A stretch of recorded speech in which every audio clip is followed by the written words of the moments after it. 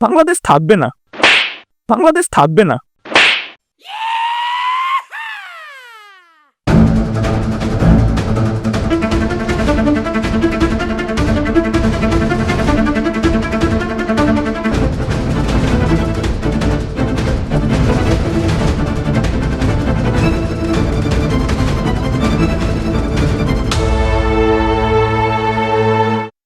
প্রিয় দর্শক, আসসালামু আলাইকুম। ইউআর মাহিম চ্যানেলে আপনাদেরকে স্বাগতম। আমি আছি আপনাদের সাথে ইউআর মাহিম চ্যানেলের সিইও মাহিম ভাই, reporting for the first time. আজকে আমাদের স্টুডিওতে উপস্থিত হয়েছেন কলকাতার দাদাবাবুদের মধ্য থেকে সুনামধন্য গণ্যমান্য জঘন্য ব্যক্তি মূর্খরঞ্জন ঘোষ, যার জীবনে শুধু একটাই মাত্র দোষ। গবেষকরা গবেষণা করে দেখেছেন যে যার জন্ম নেওয়াটাই ছিল একটা দোষ। যিনি ছিলেন গুলিস্তানের পাগলা মলমের কারিগর, যার নাই নির্দিষ্ট কোনো বাড়িঘর। যেখানেই থাকেন সেখানেই হাগেন, হাগার চাপ যে সর্বদা পকেটে নিয়ে ঘুরেন। তাই তো তিনি লাফিয়ে লাফিয়ে সাংবাদিকতা করেন। তো আর দেরি নয়, আমরা চলে যাচ্ছি আমাদের বিশেষ অতিথি গণ্যমান্য জঘন্য ব্যক্তি মূর্খরঞ্জন ঘোষের কাছে। তো দাদাবাবু, আপনি কেমন আছেন? নমস্কার দাদারা, আমি আছি আপনাদের সাথে ময়ূররঞ্জন ঘোষ। আমার জন্মের নাই কোনো দোষ। মাহিম দাদা এতক্ষণ ধরে আমাকে করলো সম্মানের সাথে রোস্ট। তবু আমি কিছু মনে করিনি দাদা। রোস্ট করবেন এটাতেও নাই কোনো বাধা, কারণ আমি তো একটা মানুষ রূপী গাধা।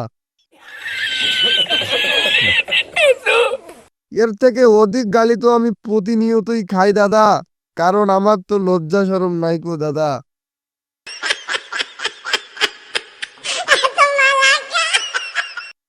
যাই হোক দাদা, আমাদের ইনভাইটে আমাদের এই ইউআর মাহিম শোতে আসার জন্য আপনাকে অসংখ্য ধন্যবাদ ও অভিনন্দন এবং লাল শুকনা হাগুর শুভেচ্ছা।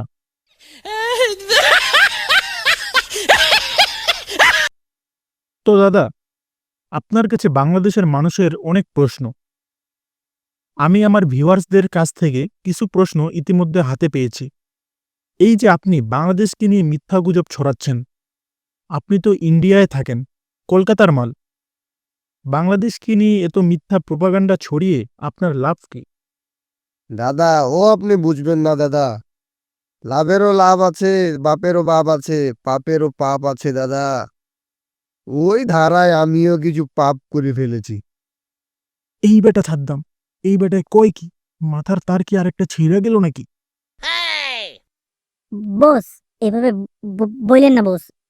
মেহমানকে সম্মান করতে শিখুন। দাদা, এটা কোন মলমের বিজ্ঞাপন দিলেন? সব তো মাথার উপর দিয়ে চলে গেল। কি পাপ করেছেন? একটু বিস্তারিত খুলে বলুন। 5ই আগস্ট বৌদি যখন বর্দার কাছে ভারতে চলে এলো, তখন জয় দাদা বাবু আমাকে ফোন করে বলল, বাংলাদেশ নিয়ে প্রোপাগান্ডা ছড়াও, যত টাকা লাগে আমি দিব। দাদা তারপর থেকে আমিও প্রোপাগান্ডা ছড়ানো শুরু করে দিলাম। কিন্তু এখন আমার এমন অবস্থা হয়েছে দাদা, সকাল বিকাল মিথ্যা গুজব না ছড়ালে আমার হাগাই বের হয় না। এই যে আপনি বাংলাদেশকে নিয়ে মিথ্যা প্রোপাগান্ডাগুলো ছড়াচ্ছেন, এত নিখুঁতভাবে মিথ্যাটাকে সত্য বলে প্রচার করতেছেন, তো এই যে আপনার স্ক্রিপ্টটা, এই স্ক্রিপ্টটা কি আপনি নিজেই লেখেন না অন্য কেউ আপনাকে লিখে পাঠায়? না না দাদা, এগুলা একটাও আমার কথা না দাদা। আমার মাথায় এত মাল নাই যে আমি স্ক্রিপ্ট লিখতে পারবো। জয় দাদা বাবু আমাকে যা লিখে পাঠায় আমি তাই বলি। এতে আমার নাই কোনো দোষ। আমার নাম হলো ময়ূররঞ্জন ঘোষ। তো দাদাবাবু, সুদূর আমেরিকা থেকে আসা স্ক্রিপ্ট থেকে আমাদের দর্শকদের উদ্দেশ্যে কিছু স্ক্রিপ্ট পড়ে শোনান।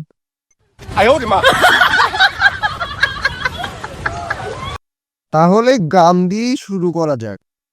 Sorry ass DJ.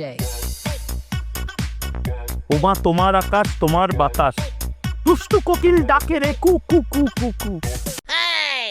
সোমবার থেকে যে কথাগুলো বলে যাচ্ছি, হক বিতর্ক। ইলিশ মাছ দেব না, ধর ইলিশ মাছ। কেন মোহাম্মদ ইউনূসের কথায় তারা লাফাচ্ছেন? আমেরিকান ডিপ স্টেটের হয়ে কাজ করছে, পূজা হতে দেব না।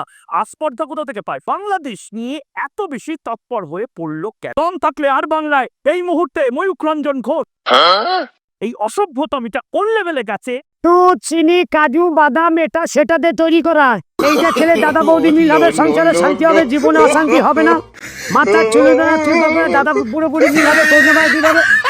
ওই হেভি জিনিস, বুকে দিলে ফিনিশ। দাদা থামেন চুষে থামেন খাও, দাদা, কামড়ে খাও, এটা দাঁড়িয়ে মলম খাও, বিক্রির বসে গুলিস্তান খাও, না দাদা, পেট এটা মন আমাদের ভরে খাও নিউজ 10 স্টুডিও। টাকায়।